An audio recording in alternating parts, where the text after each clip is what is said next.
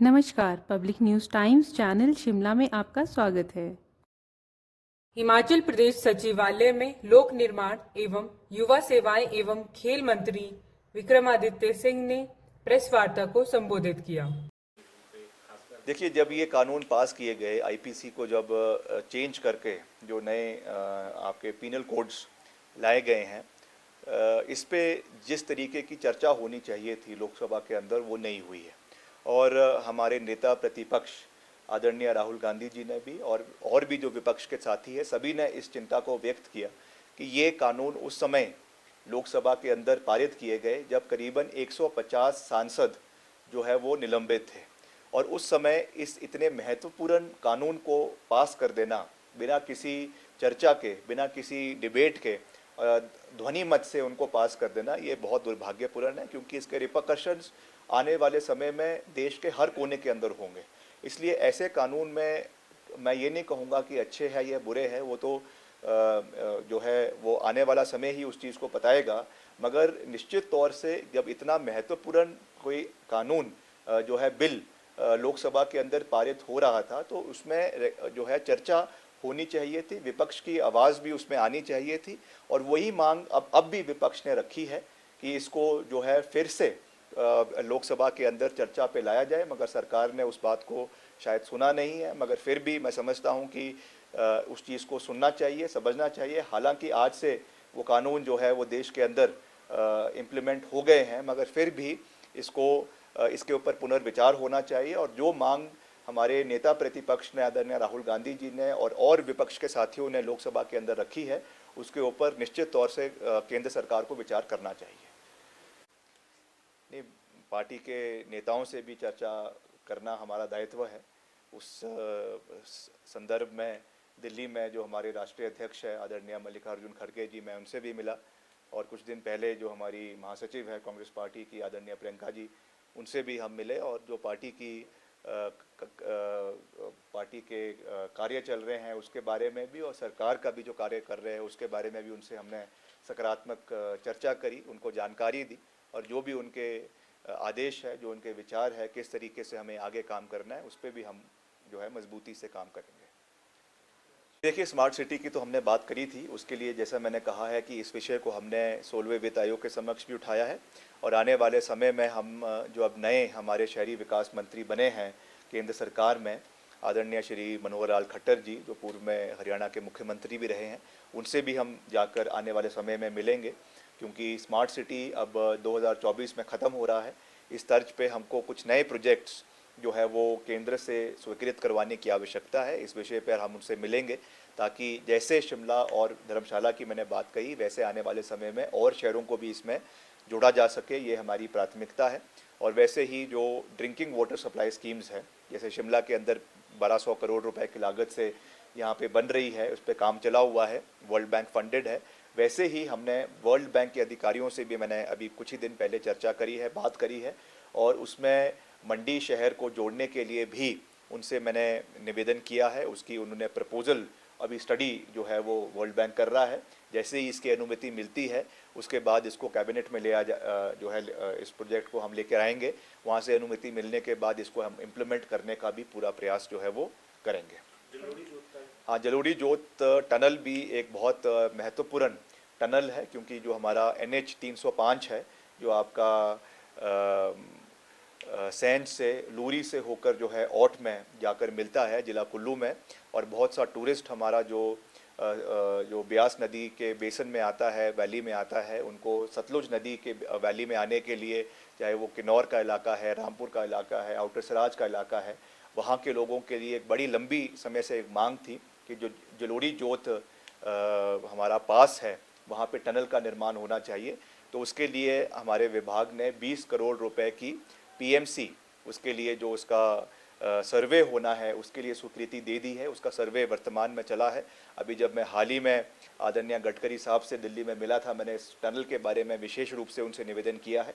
और उन्होंने कहा है कि जैसे ही इसकी जो है ऑडिटिंग का काम, इसके सर्वे का काम पूरा हो जाता है, उसके बाद जो इसकी टेंडर कॉल करने के लिए एडिशनैलिटी इसमें चाहिए होगी, वो उन्होंने कमिट किया है। तो निश्चित तौर से इसको हम आने वाले समय में बहुत जल्द इसके टेंडर्स कॉल करवाए जाएंगे और निकट भविष्य में इसका कार्य जो है वो जलोड़ी जोड़ टनल का शुरू करवाया जाएगा। इस पे भी पूरी मजबूती से हम काम कर रहे हैं, क्योंकि आने वाले दिनों में कुछ जगहों पे येलो अलर्ट है, कुछ जगहों पे ऑरेंज अलर्ट है, कुछ जगहों पे रेड अलर्ट है। तो उस दृष्टि से मैंने कुछ ही दिन पहले अपने विभाग की ऑनलाइन बैठक सभी एससीज के साथ, चीफ इंजीनियर्स के साथ करी है और उनको रिक्विजिट मैन पावर हर इलाके में, डिप्लॉयमेंट ऑफ मशीनरीज हर इलाके में करने के लिए उनको आदेश दिए हैं और जहां पर भी कोई सहयोग की आवश्यकता है उसके लिए हम निरंतर उसको स्थिति को मॉनिटर कर रहे हैं।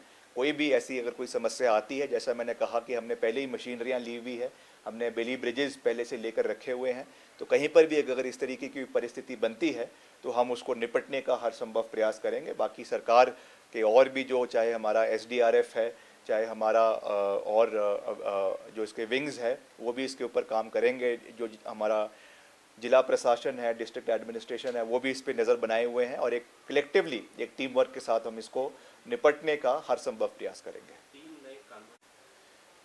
अभी कुछ दिन पहले जो 16th finance commission Himachal Pradesh आए हैं और उन्होंने जो यहाँ पे यहाँ की जो वित्तीय परिस्थिति है उसके बारे में भी जानकारी, जो वहाँ पे डिटेल्ड प्रेजेंटेशन हमारे गवर्नमेंट की ओर से हुई है, उसमें उनको दी गई है और ख़ास रूप से मुख्यमंत्री जी ने उसमें अपने सभी विषय जो प्रदेश से संबंधित है उसको रखा है और मैंने भी जो हमारे डिपार्टमेंट से कंसर्न्ड मुद्दे हैं जिनको केंद्र से उठाने की आवश्यकता है, उस विषय में खास करके जो पीडब्ल्यूडी डिपार्टमेंट में जो भारी नुकसान पिछले आपदा के समय हमको देखने को मिला, जिसमें करीबन 4000 करोड़ रुपए का नुकसान प्रदेश को हुआ, हमने उन विषयों को गहराई से कमीशन के समक्ष रखा ताकि उसमें सहयोग जो है वो आरएनआर में हिमाचल को दिया जाए और उसके साथ साथ जो आपका पैसा आपके इसमें डिज़ास्टर में मिलता है, चाहे सेंट्रल डिज़ास्टर रिलीफ फंड के माध्यम से या एसडीआरएफ के माध्यम से, उसमें भी इन्हेंसमेंट करवाई जाए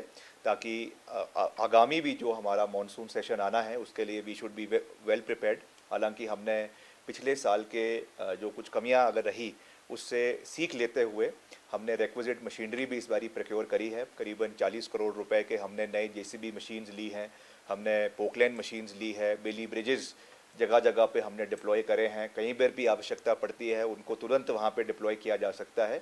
इसलिए हमने इस मॉनसून्स के लिए पूरी मजबूती से कार्य किया है, मगर फिर भी कई लाइबिलिटीज़ हमारी अभी भी जो है वो बनी हुई है, इसलिए हमने केंद्र से सहयोग मांगा। वैसे ही जो हमारा शहरी विकास मंत्रालय है उसमें भी हमने ये विषय रखा है, जिस तरीके से स्मार्ट सिटी के तहत धर्मशाला और शिमला को पूर्व में जोड़ा गया था, उसी तर्ज पर नए शहरों को जोड़ने की आवश्यकता है, चाहे उसमें मंडी है, चाहे धर्मशाला है, मनाली, क्योंकि हालांकि वो म्यूनसिपल कॉरपोरेशन नहीं है मगर क्योंकि एक बहुत बड़ा टूरिस्ट डेस्टिनेशन है, इसलिए वहाँ पे बेसिक सिविक अम्यूनिटीज़ होना, पार्किंग की सुविधाएं होना, सीवरेज की उसको बेहतरीन करना, पानी ड्रिंकिंग वाटर सप्लाई स्कीम को मजबूत करना, ये हमारी प्राथमिकताएं हैं। उन विषयों को भी हमने उनके समक्ष रखा है। तो हमें आशा है कि इन विषयों को वो जो है रिकमेंडेशन सही रूप से केंद्र सरकार के समक्ष रखेंगे और आने वाले समय में हिमाचल को इसमें सहयोग मिलेगा।